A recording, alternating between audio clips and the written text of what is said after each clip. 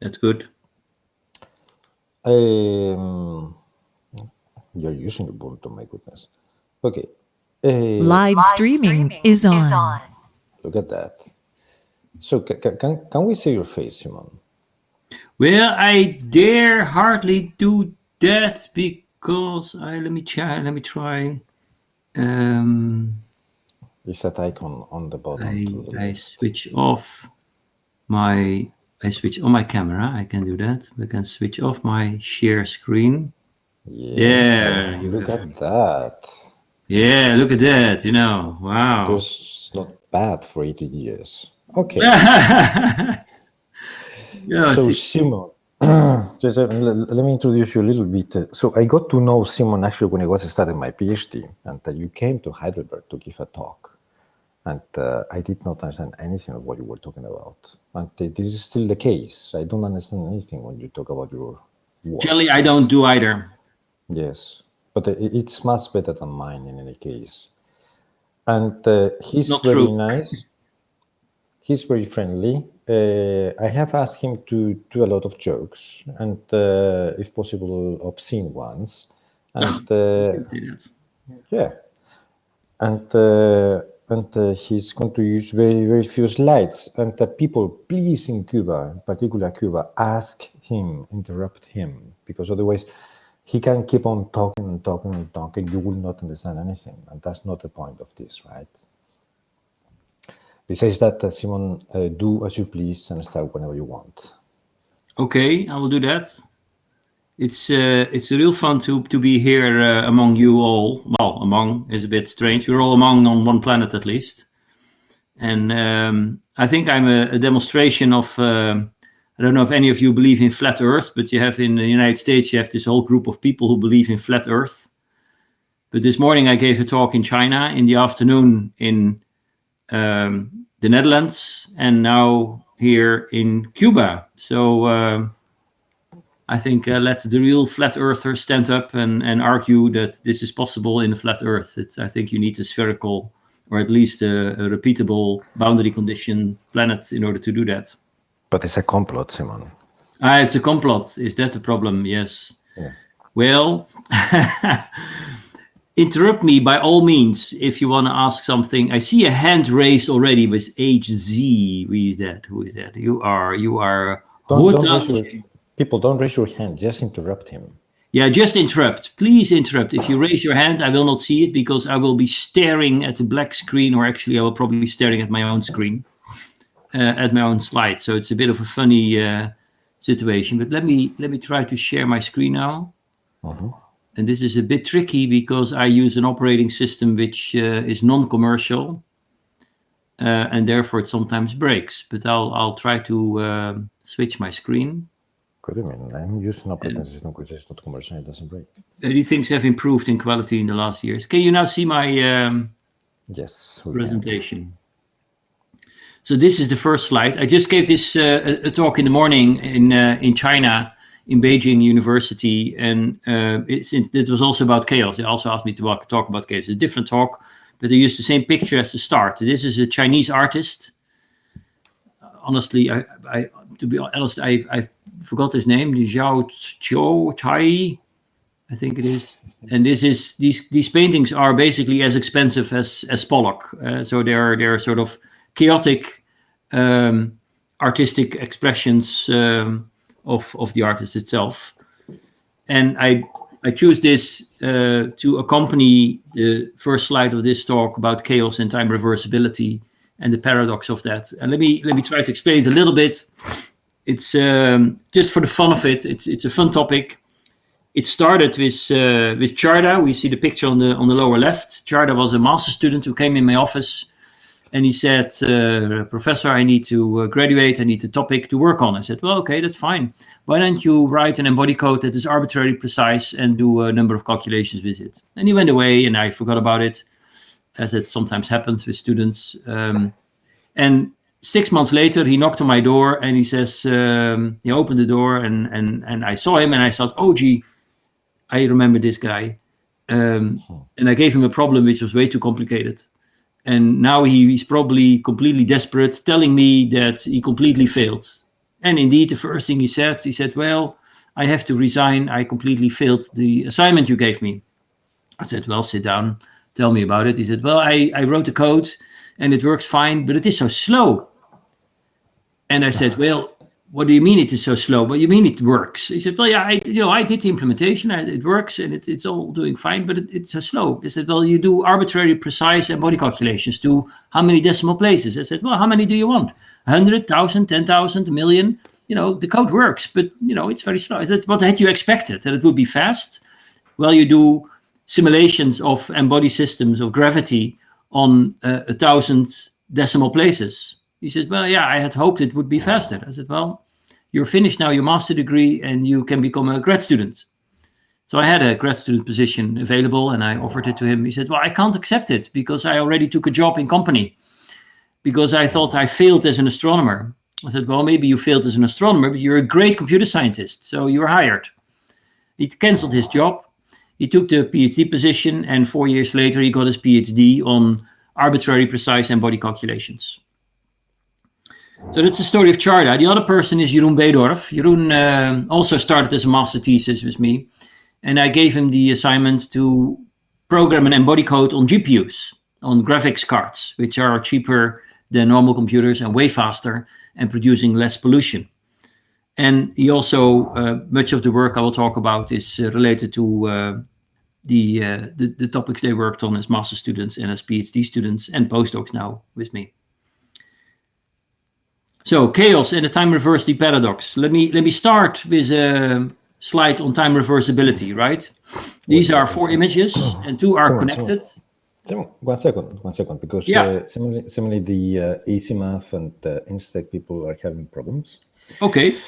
With it's okay now. It's okay now. Yeah.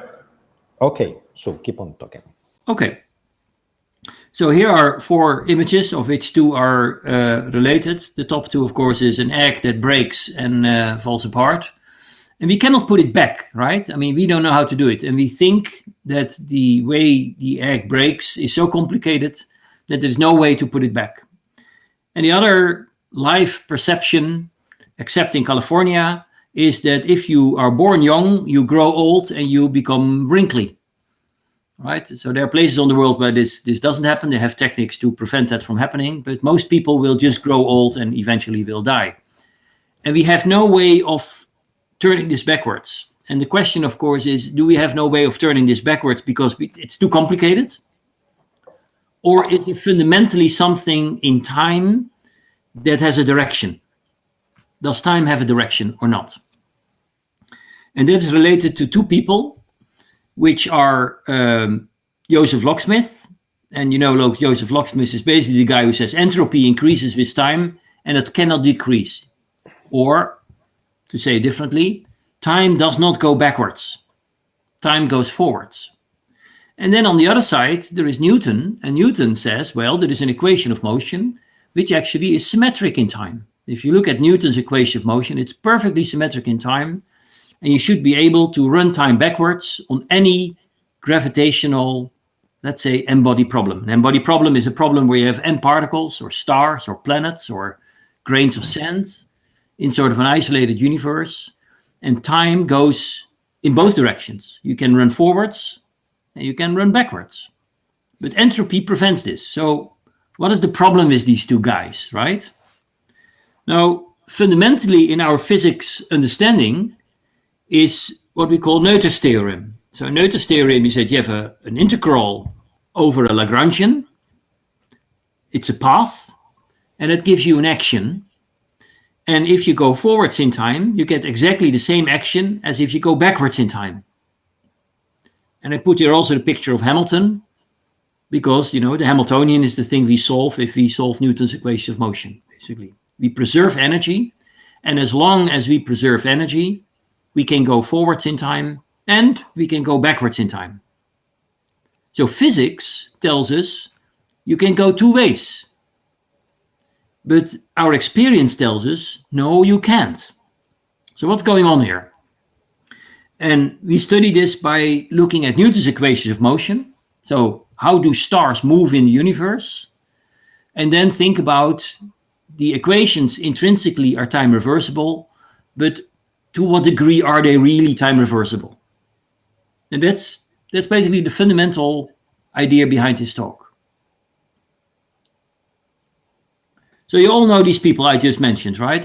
Maybe they are not that known in Cuba, but William Hamilton, Emmy Noether, and the other two are very well known. I guess maybe you have your own scientists who have these the same status as they have. How do you know that in Cuba they speak Chinese? I don't know. This is a leftover from my talk in China this morning.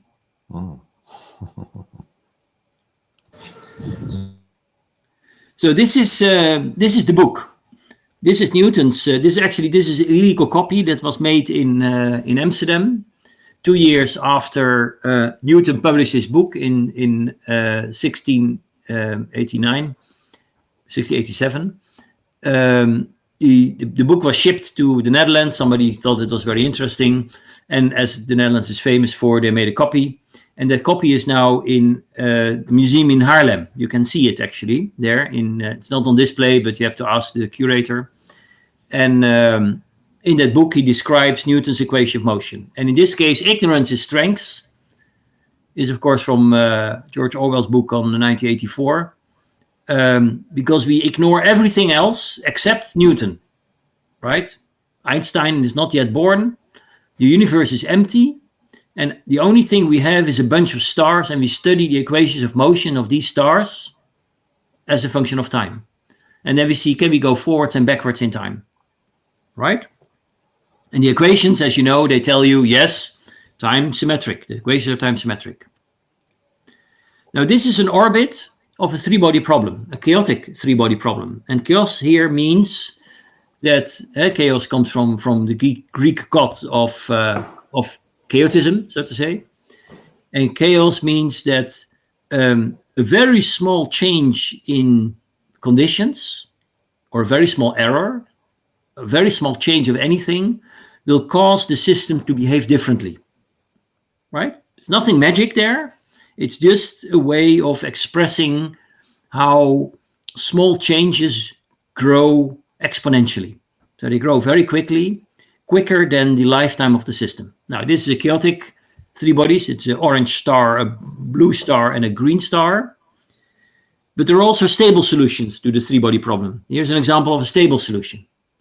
So you see the difference between a stable periodic solution and an unstable non-periodic solution. Eventually, such an unstable solution will always lead to a binary, two objects orbiting each other, and one going to infinity, right? But the stable solution will keep orbiting each other perpetually. Now here you have an integration of a planetary system, TRAPPIST-1, which is a planetary system discovered by a bunch of Belgians, and they called it after a beer they like there. Of course, in the Netherlands, we don't drink TRAPPIST. But you see the orbit of the planets, and I added for fun one comet. That is the elliptical orbit, a little bit to the left. And the result of the elliptical orbit, just adding one extra object, causes all the planetary orbits to diffuse, as you see. So they start diffusing because of the chaos in the system, right? So also, not only in three-body systems you have chaos, you also have in multi-body systems, more than three bodies, like the solar system is also chaotic.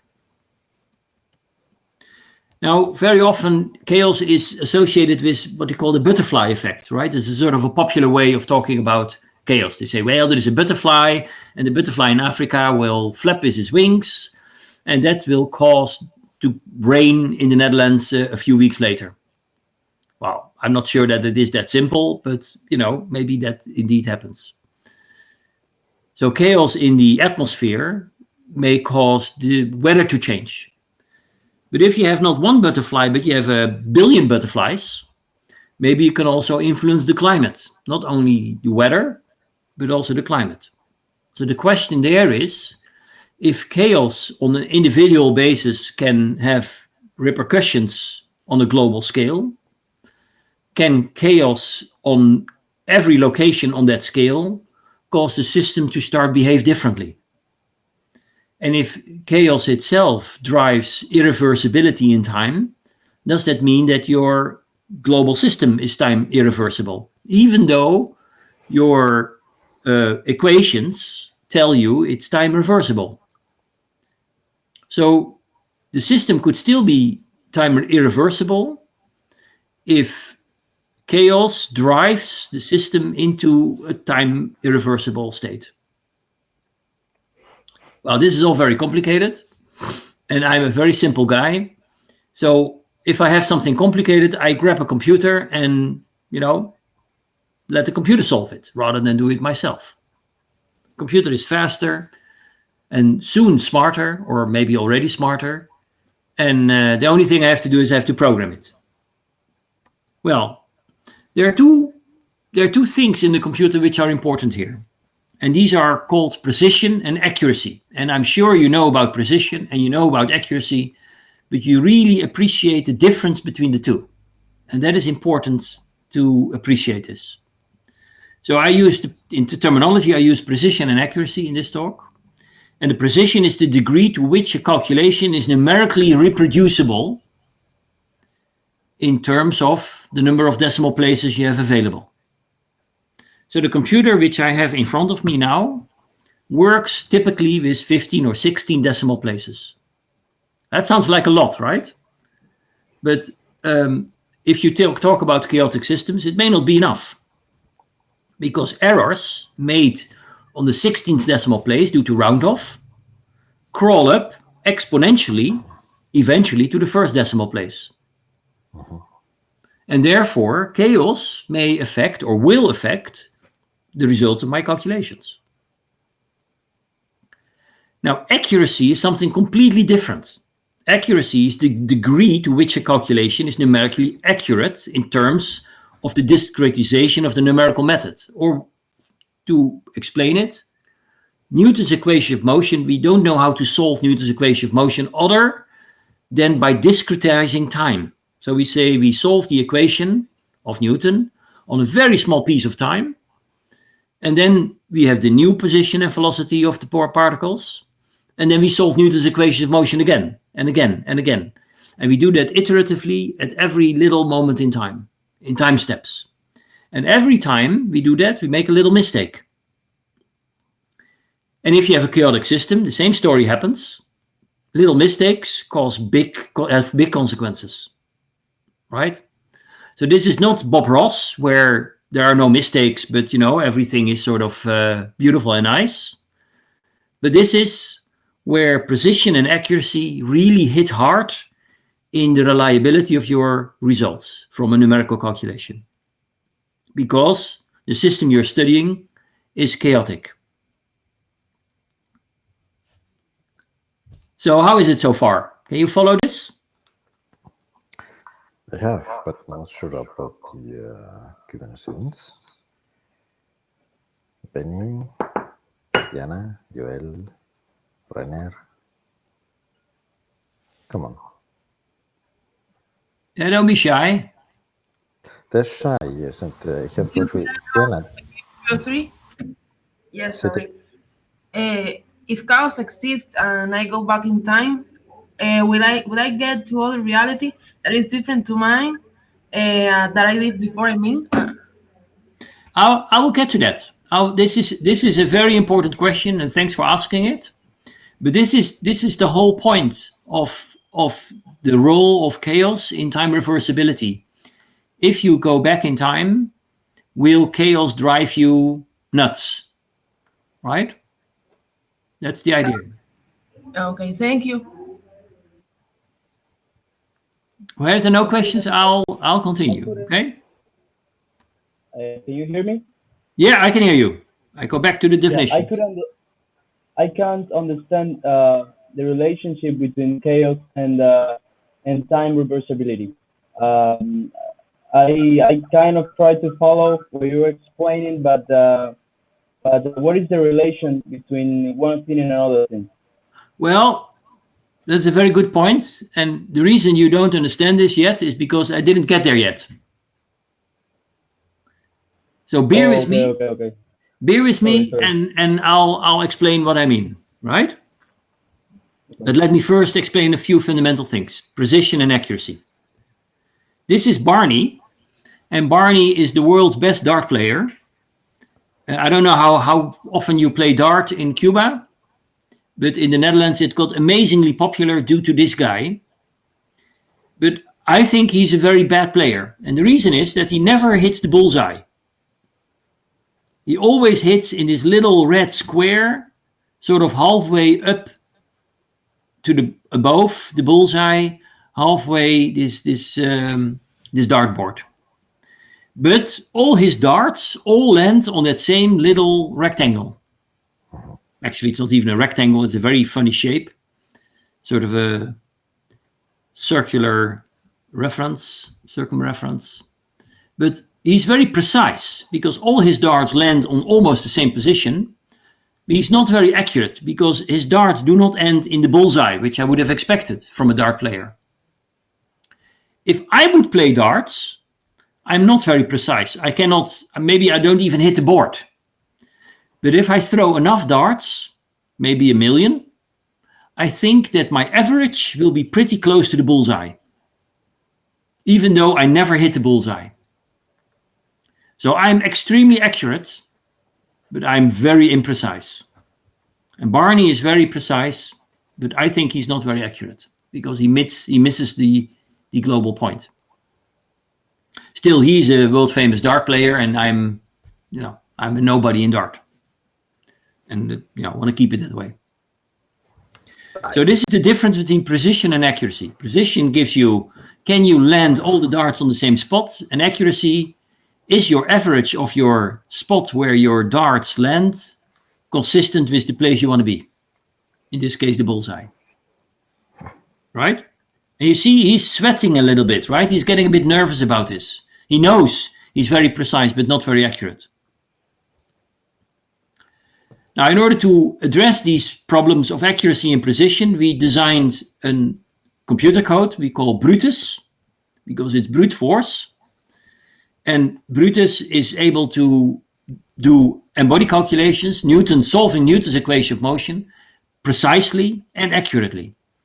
And precisely we do by programming the computer in such a way that you are not limited by 16 decimal places, but we can go to how many decimal places you think you need.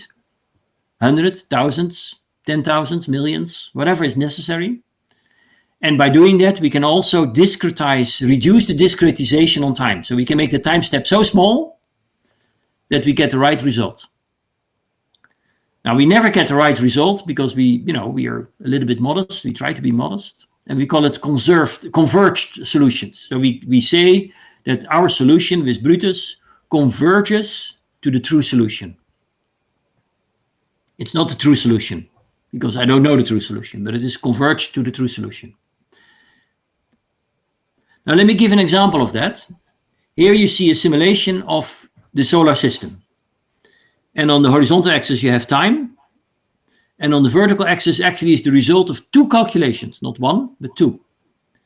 And what we plot here is, as a function of time, how these 2 simulations, the results of these 2 simulations, diverge from each other. And we call that delta. This delta is the phase space distance between one solution, called WAP here, in position and velocity, and simulation 2 in position and velocity. And this delta is sort of the phase space distance, the distance in position and velocity between these 2 solutions. And these 2 solutions started with almost the same initial conditions. So the positions and masses and velocities of all the planets and the sun were exactly the same in both simulations, except that one object in one of these simulations we displaced by a distance of 10 to the minus 12. So in AU, that would be of the order of centimeters. So we take the solar system, we integrate it forwards in time, we take exactly the same solar system, we displace Pluto in this case by 1 centimeter, and we do exactly the same calculation for 100 million years. And what we plot here is the phase space distance between these 2 solutions. And the growth of this phase-space distance tells us something about how chaotic is this system.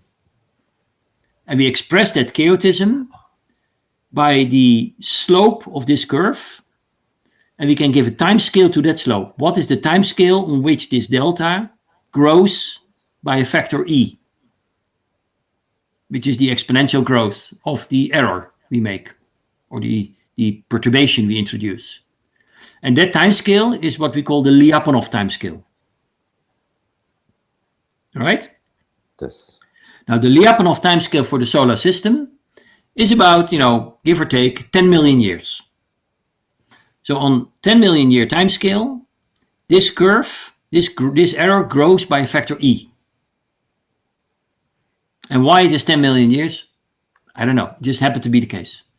It's just empirically derived, right? We just do the calculation and we find 10 million years is the Lyapunov timescale of the solar system. Can I ask a question here? Absolutely.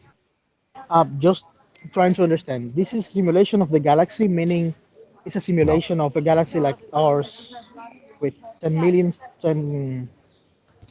stars, or? No, this is a simulation of the solar system. So the solar system is composed of the sun, and in this case, it is 9 planets or 8 planets and a dwarf planet. So in this calculation is the sun, Mercury, Venus, Earth, Mars, Jupiter, Saturn, Uranus, and Neptune, and Pluto. And the reason for adding Pluto is just because we had these initial conditions and it was made by a bunch of Americans and they like Pluto. So Pluto is part of this initial conditions, even though it's not even a planet. Yeah? Okay. Is that answering your question?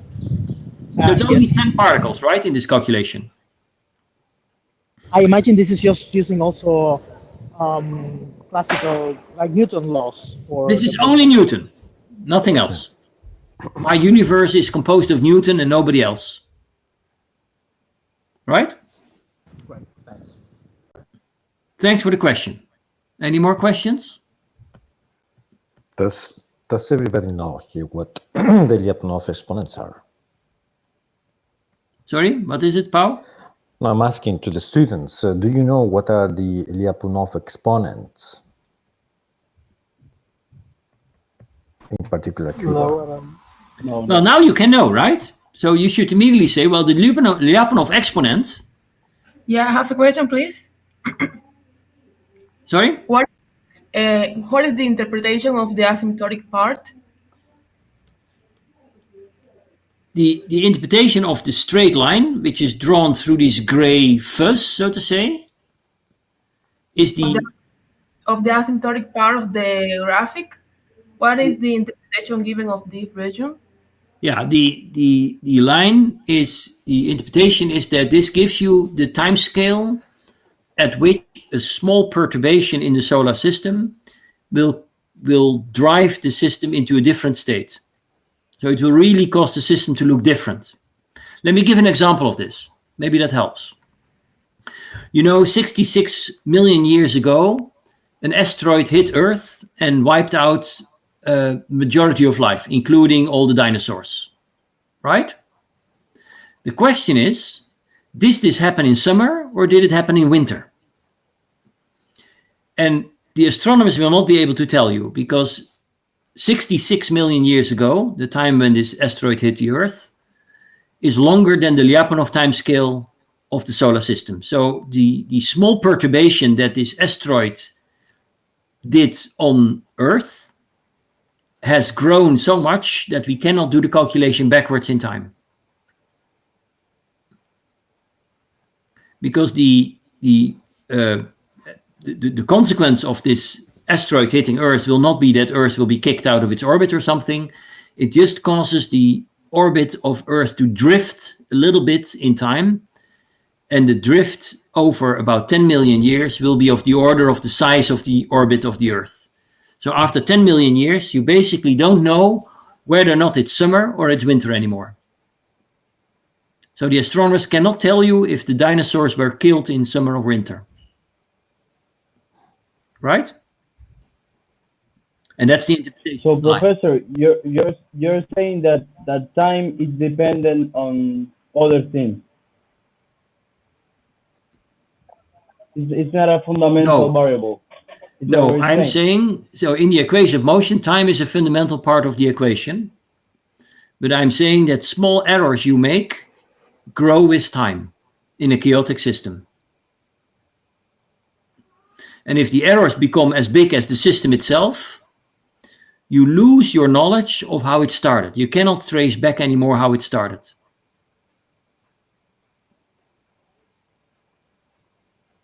Okay? I have another question. Yes. Like, supposing that you have like all the information of the perturber, like if you could like ideally have all the information that you need in order to describe the perturbation, will chaos appear anyway, or I mean, is this chaotic behavior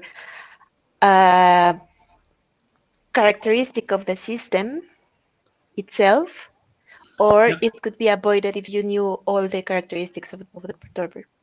Yeah, I love your question, which is very sharp. And so the answer is that chaos is a fundamental part of the physics.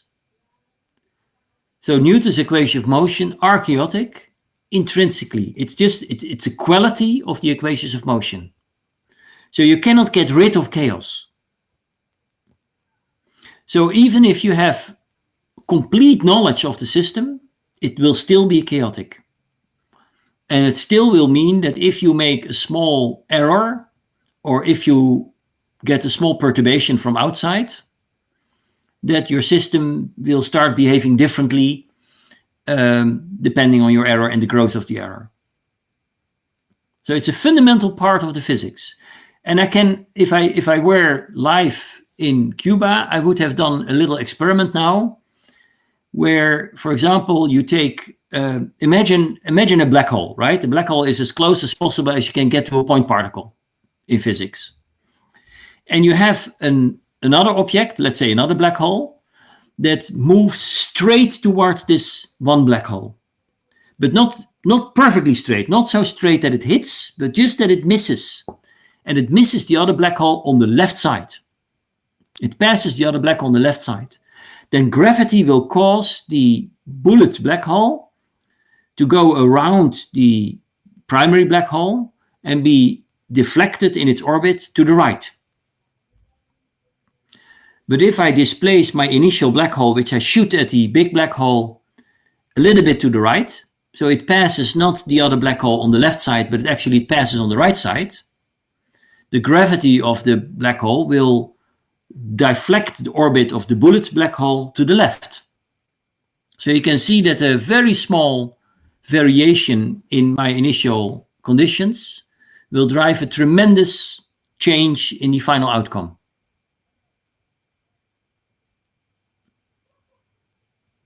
Is that clear? Yes, thank you. Yes. Okay. Shall I go on? It's the $1 million question, right? Sorry. Yeah. Can I make a question? Yes, absolutely.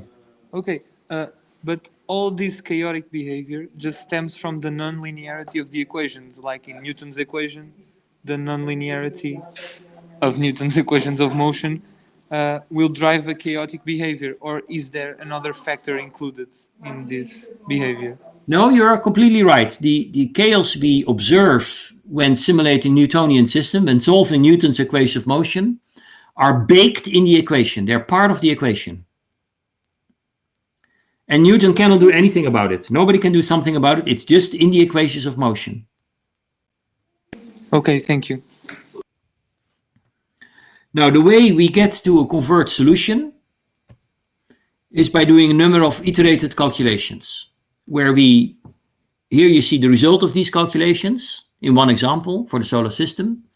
When on the horizontal axis, we improved the mantissa in the number of bits. So 64 bits is your regular double precision calculation. 72 is already higher, 80 bits, 88 bits, and 96 bits to the top right. And every time we do such a calculation, we can make the difference between that calculation and the previous calculation with a lower precision. And once the two curves are identical, we say, okay, this calculation is converged on the precision. And once it's converged on the precision, we can start dropping down in accuracy and increase the accuracy of the calculation until again we have a solution that is not changing anymore if we change either the precision or the accuracy. Then is what we call a converged solution, right? So this is a lot of work for the calculation, but you know, it's the only way to get there, as far as I know.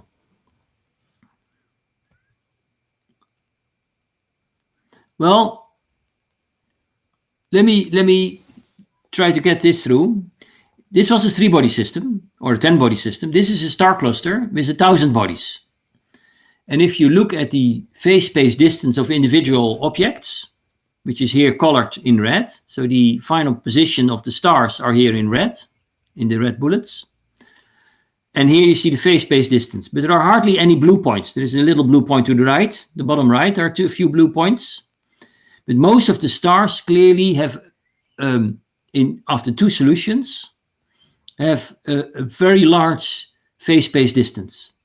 So you have to imagine that the result of this is the result of a calculation of 2 almost identical 1,000-body systems. And there is one star in the system, which actually is the blue one or the black one here, in the middle almost, a little bit to the top right, which we displaced by 10 to the minus 10 in this scale. So of the order of meters, if this would be parsec. And what you see happening is that the green star is a lucky one, which was not affected by this little perturbation. But the black one, for example, the orbit of the black one, starts on the left side of this gray square, and it follows the orbit, and then one of the stars moves to the strong curvature one, and the other one moves to the other place in 2 different calculations, right? So you see that if you have a large, if you make a tiny error in the position of one star in your star cluster, then all the stars are going to be affected on a very short time scale. So this, Sorry, what a question. What is the delta? What is there? Is related with the perturbation, or what is? The delta is exactly the same thing here at the bottom. And what is that? So the delta is the phase space distance between a particle and identically the same particle in exactly the same calculation, except that there is one small perturbation introduced in one particle in the second calculation. So I have 2 simulations of a star cluster, and in one case I just do the calculation to a converged solution. In the second case, I displace one particle with an infinitesimal amount, and then do exactly the same calculation until convergence.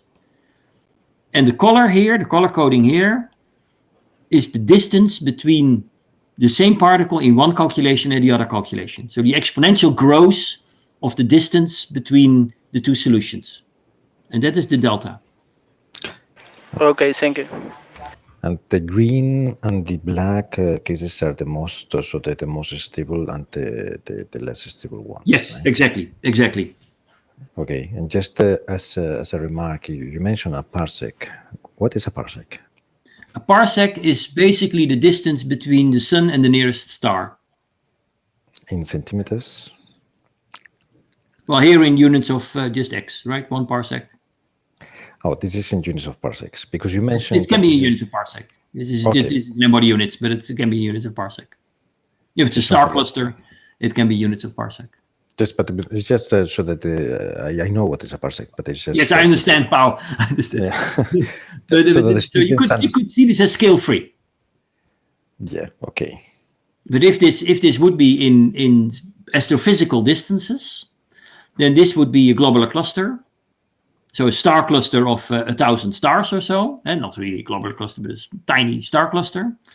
And the point is that an infinitesimal, a small perturbation on one star will cause other stars to change their orbits dramatically. So you mentioned it's like a 16 orders of magnitude. Yeah. So this is so this is 10 orders of magnitude. So one in 10 orders of magnitude, I change the position of this black star. Okay. Or blue, whatever color it is. Yeah.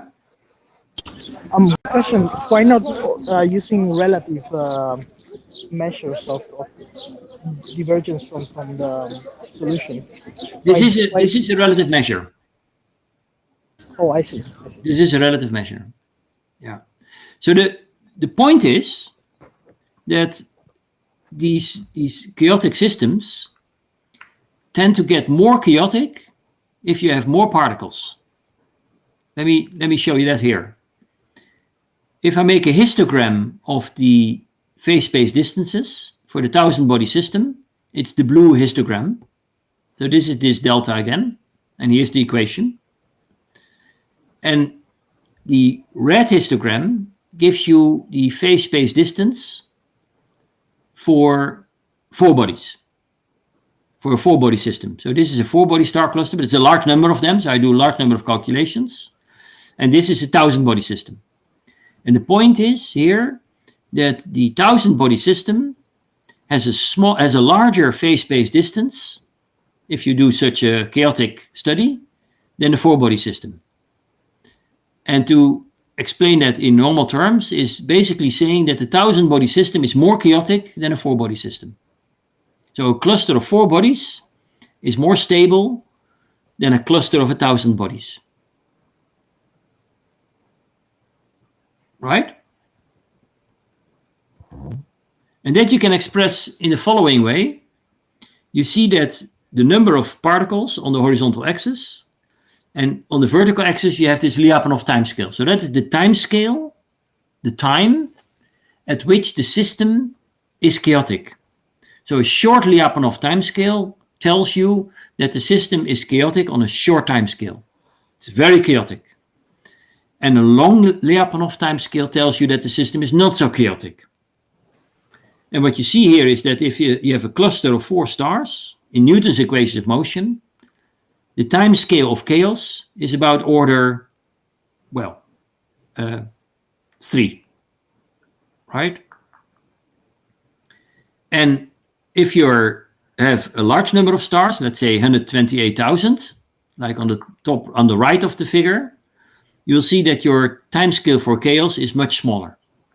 So the larger your system is, the more chaotic the system is.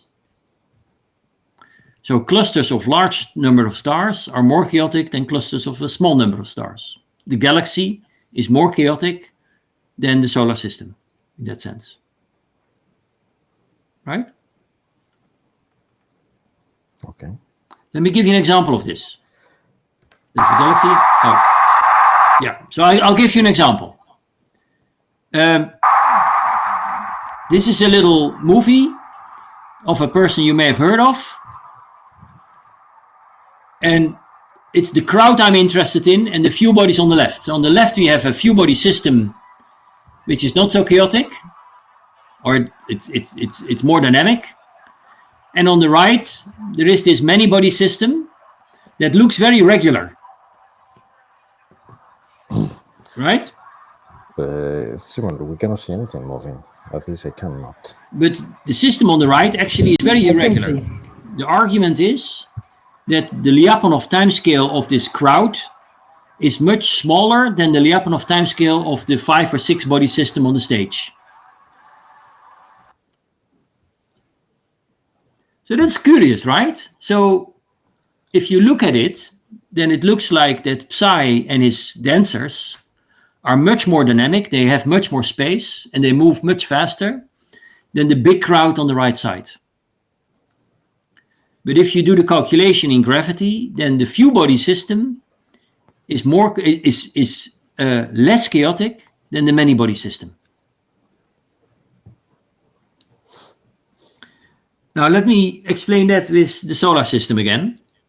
So here, this is a calculation for how chaotic is the solar system. So this is the same calculation as I showed before, where we had the line drawn through this top curve. But in this case, I give the curve for each planet individually. And you see here Pluto, which is the one we perturbed. Start with here a perturbation of 10 to the minus 6. And you see here the blue one is Jupiter. But Jupiter, funny enough, seems to be less chaotic than this purple line, which is Neptune, right? And the entire solar system, of course, is a superposition of all these chaotic motions. So Jupiter, being the most massive object in the solar system, has an orbit that is less chaotic than Neptune orbit, or than Uranus's orbit, at least for a while, for the duration of this calculation. Now, if I study a comet in the solar system, you can wonder what is driving the chaos in the comet of this solar system. Now let's have a look at the comet Halley, which I'm not sure we're still going to see it. I'm not going to see it anymore, but I have seen it in when it passed by in the 70s, and I was in school. And this is a calculation done by these people on the top right, and what they do here is they take the comet Halley, they take the orbit of the comet Halley in two parameters, the size of the orbit and the ellipticity of the orbit. And they say if you do many calculations and you color them with respect to the Lyapunov timescale, so this timescale on which chaos manifests itself, they say the timescale on which Halley is chaotic is about 70 years, which is also the orbital period of the comet. So they claim Halley is chaotic on a timescale of the orbital period. And we redid this calculation with Brutus, and it turns out that what they see here is the round off in the first decimal place, or the last decimal place in their computer calculation. So what they plotted here actually is sort of a round off structure in their computer, because they didn't use an arbitrary precise calculation such as we can do with Brutus. So chaos here is really a consequence of round off and not of physics. Well, let me go to the three-body problem and the reversibility of time.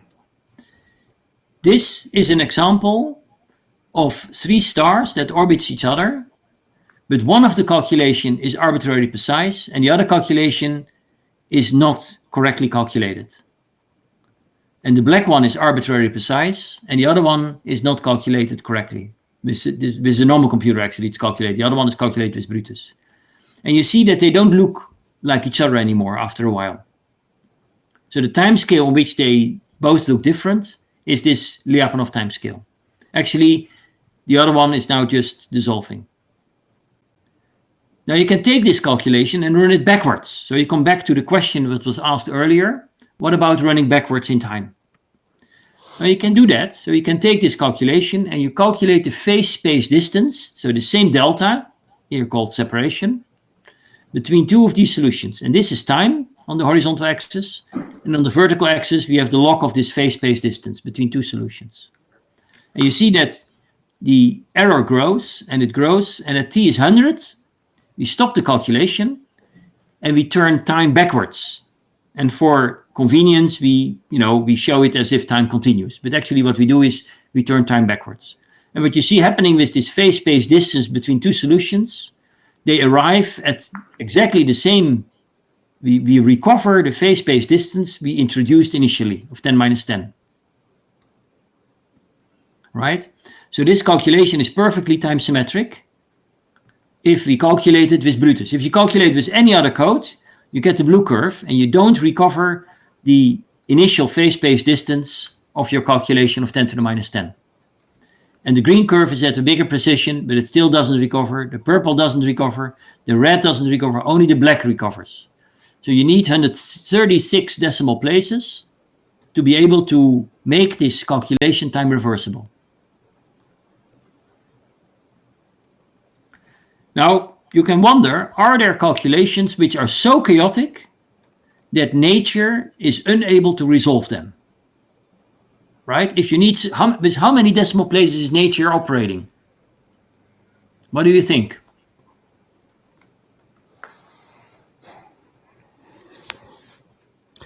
So what is your question? The question is how precise is nature? No. So in my computer, I can tune the precision to any number I like. Okay. But nature has a limit. And the limit of nature's precision is when the physics change. And the physics change at the quantum level. So the moment you need in the computer, in your calculation, a precision that is smaller than the Planck length, you know that Newton cannot be correct anymore because you get into quantum mechanics. And if you look at this picture, you see as a function of precision of the calculation, actually expressed here in accuracy, the number of three-body problems that was not reproducible, was not time reversible. And if this is scale free, but if 0 here, so 1 log 0, if 1 means a distance to the nearest star, and if the sizes and masses of these objects are of the order of the sun, and you have three bodies orbiting each other, then there is still 1% of the cases for which you have to resolve the size and the forces and the velocities and the masses to 10 to the minus 70 of the distance between the stars. And the Planck length, so the fundamental length of quantum mechanics, is at about 10 to the minus 45 or 10 to the minus 50. So there are still 1% cases, and actually it's not 1%, but it is 3% cases, where if you're looking at a system of stars with a distance comparable to the mean star distance in the galaxy, but with a mass of about the sun, there is 1% of triples, of three-body systems, that you cannot resolve to Planck length. So these systems are fundamentally chaotic.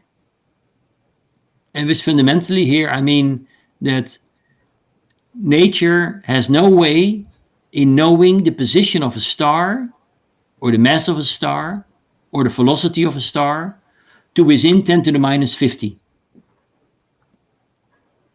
And that means that each three-body system, or 1% of the three, or 3% of the three-body systems in the galaxy are unresolved by nature. And therefore the whole galaxy is chaotic, yes, but it is also not time reversible.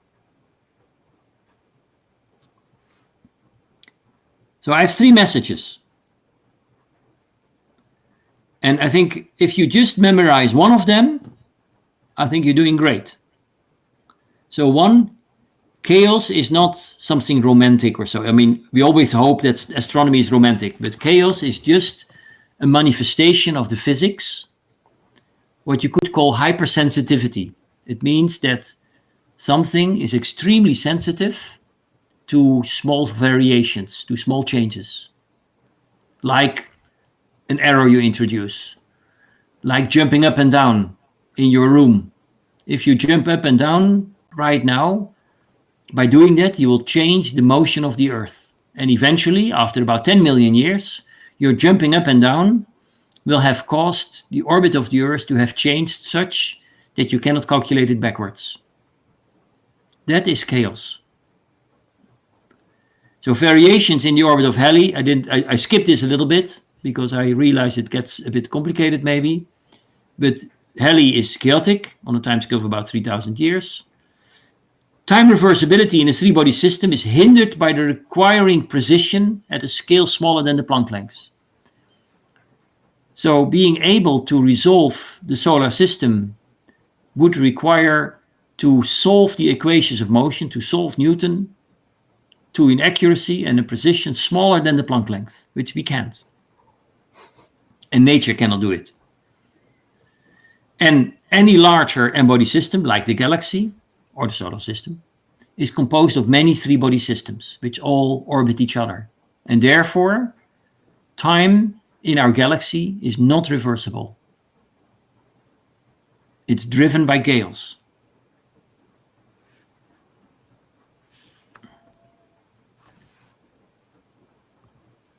Are you still with me? I am. Definitely. Yeah. Sure. Yes. Sure. Yes. Yes. Did I overshoot? I personally find it very, very interesting, and I have a comment or question in a way.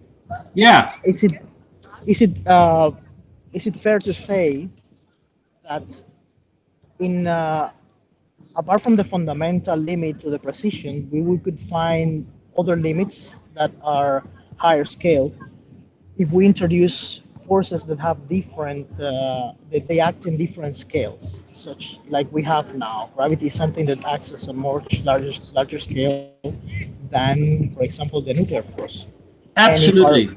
right, and if our modeling has these things would lead, for example, that at very short scales we would have limits at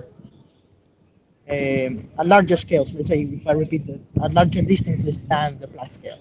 Yeah, you're Something like completely right. You're completely right. That I mean, I limit myself to Newton because I'm a simple guy. I can do Newton, but I cannot do much else. But in real life, of course, it's way more complicated. Like the sun is losing mass. The sun is not a point mass, but it has a shape. There are mountains on Earth. All these things matter. The fact that we walk around, the fact that we move from home to work, maybe by car or by bicycle, or maybe we walk, that affects the rotation of the Earth. It affects the way the Earth is oriented in space. It affects the center of mass of the Earth. And by affecting the center of mass of the Earth, even by a scale as large as the Planck length, or maybe I should say as small as the Planck length, affects the orbit of the Earth. And the orbit of the Earth affects the orbit of all the other planets in the solar system and all the asteroids. So by being here on the planet, actually, we influence the entire galaxy eventually. It sounds almost too crazy to be true, right? The fact that if I decide to go to my work office today or not, so my work office is in Leiden. I live in Haarlem. These are two cities in the Netherlands, which are separated by about 20 kilometers. My choice of moving to Leiden by car or by train and back. Tomorrow I will do that. Tomorrow morning I will take the train to Leiden. And in the evening I take the train back. By doing that, I influence Earth's orbit. And by influencing Earth's orbit, I will influence the orbit of Mercury, Venus, Mars, Jupiter, Saturn, Uranus, Neptune. And they will influence the orbits of the nearby stars. And the nearby stars will affect the orbits of the further away stars. And eventually the entire galaxy will know about the fact that I had been working on Friday the 21st of May. This indeed has a very wholesome message. Sorry. Wait, Diana, Benny, you want to say something? I have a question for you, Professor. This is about the proper nature of time. I mean, imagine that you have a particle in vacuum without any interaction with other particles. So you could imagine that the time is not passing for this particle. So I mean, in physics, for us, you need to measure the time when you are comparing with other structure or other system. So if you don't have a system that doesn't change in time, you could say that the time doesn't pass for this particular system. So is there any way to prove that the time is passing for this kind of system without comparing with other systems which are changing? It's a very complicated question. Diana is your name, eh? No, we are Diana and Benny. Diana and Benny. Okay. I was in the Netherlands. Diana would be a very feminine name. Benny, right? Benny. It's a very complicated question. I don't know what time is, honestly.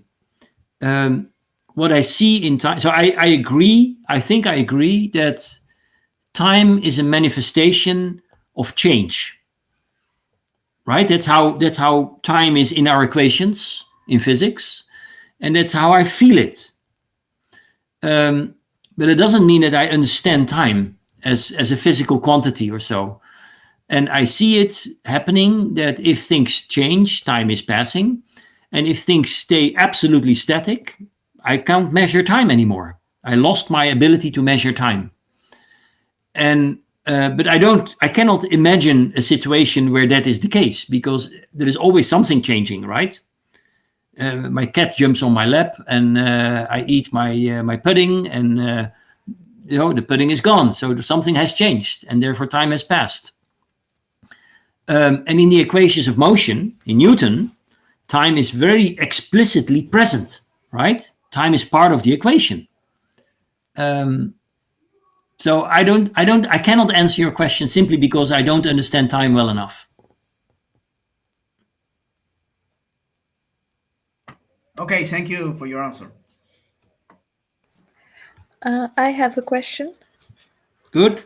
It's a more philosophical question, but when we look at chaos, in the way I really like the way you represented it, because now we understand that chaos is basically affecting every physical phenomena that is happening around us. So when in astrophysics we do these complicated calculations where we are calculating trajectories and we are saying, oh, in this much year time, Andromeda will probably merge with Milky Way and things like that. How useful are those calculations if you are not because you cannot incorporate chaos, because you don't know how? I mean, I don't know. Maybe I'm not doing a good job of framing my question. No, I think your question is very clear, Vasu.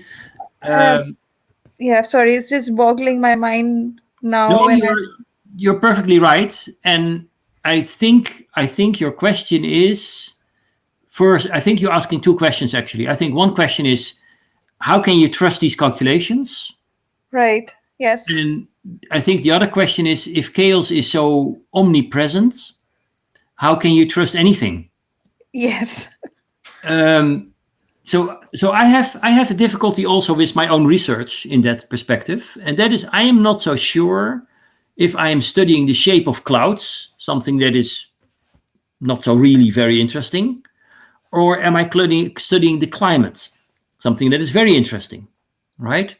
So by studying chaos in microscopic systems like three-body systems, and I see how that perpetuates to large systems like galaxies, like the collision between Andromeda and the Milky Way, I realize that chaos is everywhere present, but it doesn't necessarily mean that I cannot make predictions on a statistical sense. And a statistical sense is, let's say an absolute sense would be, 1 million years from now, or 1 billion years from now, where are all the stars of the Andromeda galaxy? Are they part of our galaxy, or are they part of a separate galaxy? But these are actually two questions, right? One question is, can I trace each individual star of the Andromeda for the next 1 billion years? Or is the question, okay, I have a collection of stars, which I call the Andromeda galaxy. It's 100 billion stars. I don't know all their positions and masses, but I know it's sort of an equilibrium situation. They orbit a galactic nucleus, there is some dark matter, etc.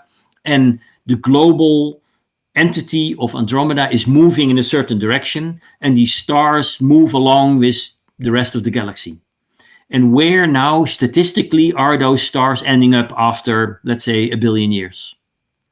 These are two completely different questions, right? One is a question on individual character and individual behavior, and the other is a question on sort of the collective, a statistical question. And I think, but I don't know, and everybody believes it, but I think that the statistical question you can ask and answer with a computer, but the precise question you cannot. Right. Yes. So yeah, I was just, because I found it a bit now more conflicting when I start thinking when I was listening to your talk, that it just found it more conflicting how to trust. I agree. It's complicated. And I know Charda Buchholz and I have had, many discussions on this and how to phrase it and what does it mean and what's the philosophy behind it. And we wrote an article for Scientific American recently to explain it. And then the editor of Scientific American came back to us and said, this is too complicated. I cannot feed that to our people. So we didn't write it up properly enough, I think. And we should try it again to make it better understandable. But let me give you an example of what I mean with a statistical sense or an individual sense. If I travel by train and the whole train is filled with people, let's say there are 100 people in the train, I think I can statistically say that 60% of these people are going to work, 20% of the people go to the hospital, 5% of the people go to their grandparents, etc. But I cannot individually point at people and say, this person is going to work and that person is going to his or her grandmother. Right. Okay. I understand. Yes, I understand what you mean. I still find the concept very fascinating, and that it's just so intrinsic to everything. I completely agree with you. I also find it very fascinating, and I'm surprised how few people are working on this. Okay. Wow. Okay. I thought it'll be a burning topic. Yeah, but I would think so too, but it's not, right? I mean, very few people think about this concept. And I don't know, I think it got maybe a little bit more popular since computers are so fast that you can really address some of the fundamental aspects, but it remains a little bit philosophical. Okay. If I may follow up, sorry. No, please go ahead. Yeah, if I may follow up, because exactly what you were discussing is also prompted questions in my head. I also agree that it's very interesting. I am wondering in this direction, prompted by the idea of the question, am I studying the shape of clouds or am I studying climate? Like, what exactly should I focus in on this? And I'm thinking, could we still, how meaningful or how much does it matter that a system is chaotic because it's formed by very, very many bodies? And as an example, I'm thinking it is clear that water in the ocean is formed by so many particles, and it would be definitely very, very chaotic. Nevertheless, at a scale where I observe the waves arriving at the shore, I can still write predictable equations of how bulks of those particles will wave to the shore that are very clear to me. They are very regular, regardless of how much chaos it is between one wave and the other, or how even those particles are distributing. And I'm wondering like this, where can I say that this chaos really matters for predictions, not just as a statistical point of view, but as predicting the behavior of bulks, these masses? Yeah, I think you have a very good point. You have a very good point that basically I think you're asking, like, who the heck cares, right? If I can look at waves and I see they arrive at the shore and I see that it all works out, then why would I worry about chaos if I can see that the system is actually behaving rather regularly, right? Or even where is the point? Where is the scale at which this chaos really impacts, and at which point could I disregard it? Yeah. Well, I don't know. Again, right? I know very little answers. I know a lot of questions, but I know very little answers. And I think if you look at waves, I think waves are extremely chaotic. And I think the global behavior of water as an entity, and the molecular structure, but the way water works, make it perceive very regularly, even though the movement of each individual atom of water atom is probably extremely chaotic. But then again, on a bigger scale, let's say the waves can also be very chaotic. You cannot predict which wave will arrive at what moment in time, at what location. And a consequential research topic is, for example, rogue waves, right? These waves which are way bigger than anything else, simply because they are sort of a superposition of waves that happen to be at the right moment at the right time, or according to the people who who move in ships around on the wrong moment, on the wrong time. That is another form of chaos. So you see chaos appearing in various manifestations in the same system, in different scales in the same system. So in water, you see chaos, I think, in the molecular structure, in the atomic structure. You see chaos in the individual waves, and you see chaos in sort of the rogue waves. But the whole ocean is behaving nicely. It doesn't care. Water surface doesn't seem to care about chaos. So I think this is a very complicated philosophical part of this type of research. And maybe it's also a reason why it's not that popular to work on it. But finally, yes, go on. No, go ahead. Sorry. Well, I just wanted to make one. Would you recommend working on this specific problem, bringing it to the more practical possible? And that would be, again, when does the behavior of many particles becomes explainable but higher level forces? Maybe waves is not the good example, but we can write equations for fluids, and they can be chaotic in some instances and in others not. But nevertheless, laminar fluids we can describe very well, regardless of how chaotic it is the system. So would you recommend, or do you know of people researching and finding this frontier? Like, where does the chaos, in a way, dissolves? Or yeah, I know people who work on this, and it's very difficult to answer the question whether or not I would recommend studying it, right? I mean, I would recommend studying what you think is intriguing. In science, I think you should follow your heart. But of course, you have to live and earn money, and you want a job and maybe make a career. In terms of career, I don't know. Everybody has to decide for himself what it is worth to do the science you're interested in. I'm amazed by this chaotic study and intrigued by it. So I study it because I'm a luxury situation, I guess. But if you're interested in a problem, I think you should consider studying it. Thanks.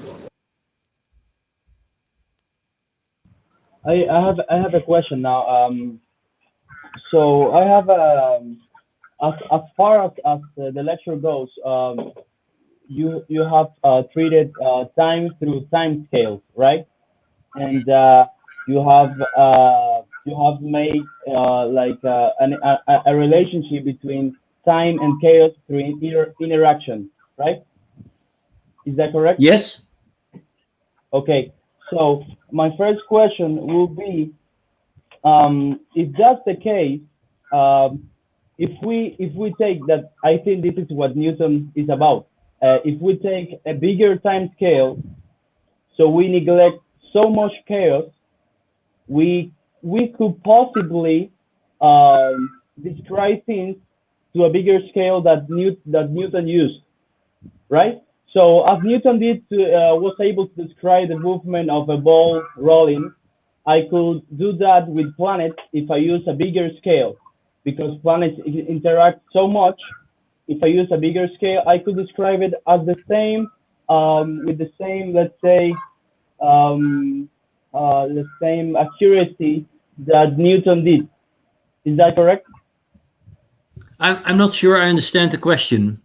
So you can describe any system in Newton. You can basically Newton make scale free, and it needs a little bit of math, but Newton can be written down as a scale free equation, and then it doesn't matter how big your ball is or how massive it is.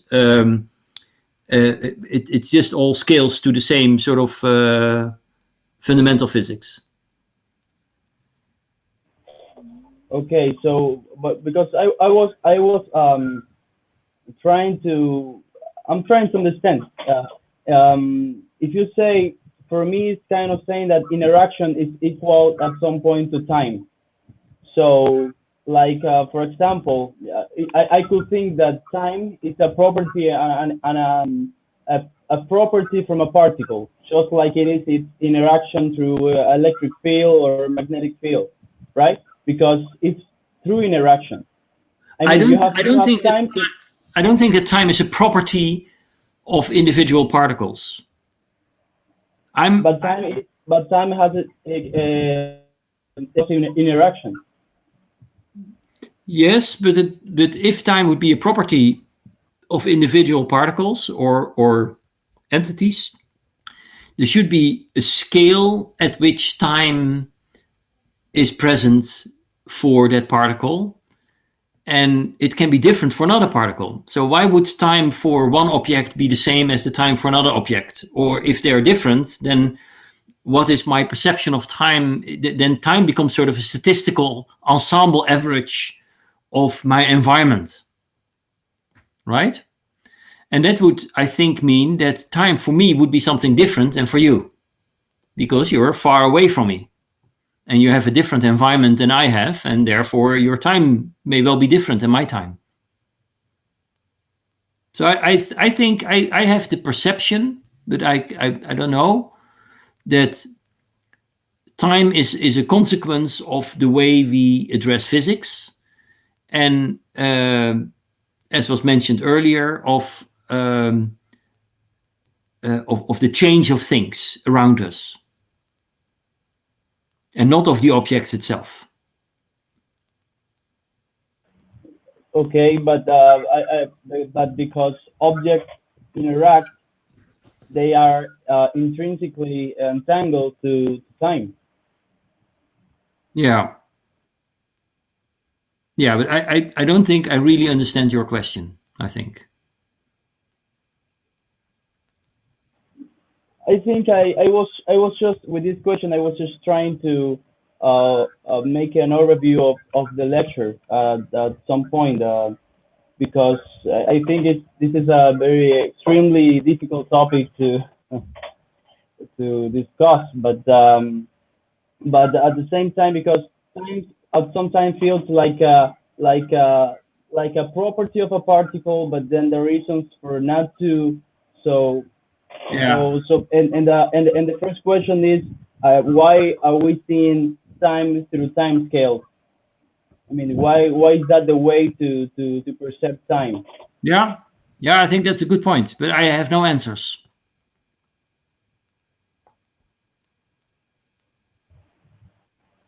And just to ask you something else, you said that non-reversibility on time is related to errors, right? Yes. Okay, yeah. In the computer, at least. In the computer. Of course, in our environment, there are no errors, right? Yeah.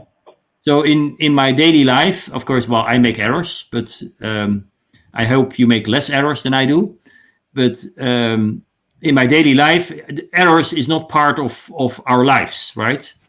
Apart from human errors, maybe, and mathematical errors. But my computer makes errors I can quantize.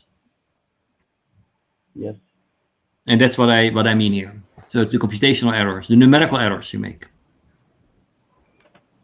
So what we can do is to predict reversibility. Yes, I think so. Okay, thank you. Hi.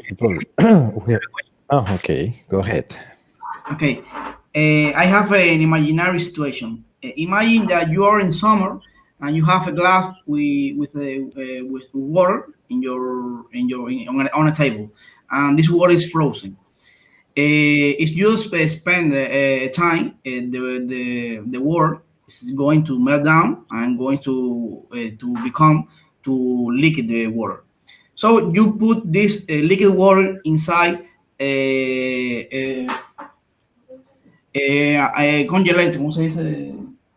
How can you help me? How can I freezer? And you put the liquid water into a freezer, and this liquid water is going to become in a solid water. So you could see in a macroscopic way the time has not passed for this glass of water. Yeah, I agree. So how it is different for the universe or for the galaxy? I mean, if I put the glass of water into the freezer and I put it out and it melt down, as I said before, and I put it again in the freezer, and you, for example, go to the freezer and say the same glass, you could think the glass stayed here, it doesn't happen, and all is everything I put. So the time is not passed. How? What is the particular reason to say that in the universe you can go back to the same initial conditions? What is the difference between these experiments and the real universe? Yeah, it's a good point, Benny. It's. I think that macro. So this is a very similar discussion as we had in the waves, right, on the ocean. In the melting and the freezing of the water, I cannot see the difference between freezing it once or freezing it 100 times and melting it in between. But if I look at the positions of individual water molecules in my water, I definitely will be able to see the difference between one frozen state and the next frozen state. Right? So if I take a glass of water and I freeze it and I leave it in the freezer for, let's say, an hour, and I look at it and I say, hey, the molecules are still all in the same position. Or I take the frozen water, I let it melt again and freeze it again, and then look at it. And then I will say, hey, but these molecules have all moved because it had been in a liquid state. So on the macroscopic scale, I cannot see the passing of time on my frozen glass of water. But on a microscopic scale, I can see the difference.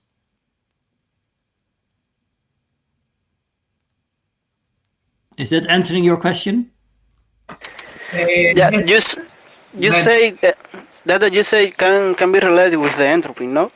That you say for the second law, maybe in the second time the entropy will not be the same than in the first time that you put the glass in the freezer, right? Yeah. So locally you had non-conservation of entropy, because you can go forth and back in freezing and melting. But of course, it's not a closed system, right? Yes, okay. And Professor, does any interaction affect equally the precision of measurement, independently on time scale? Whoa. So you're asking, is any interaction having the same sort of quantitative effect on the environment? Yes, on precision, exactly. I think no. According to the concept you showed us. No, I don't think so. I think the effect, let's say an error has on the environment depends on the response of the environment on the error. And that response is what we express in the Lyapunov timescale. So what is the response of the environment on making a perturbation? And if the response is big, a small error can make it as a big consequence on a short timescale. And if the response constant is small, a small perturbation will have a small effect on the environment. Okay, but both interactions, independently on time scale, will prevent us from repeating what just happened. If it's not time reversible, yes, we cannot go back in time and redo the experiment. That's right. Yeah.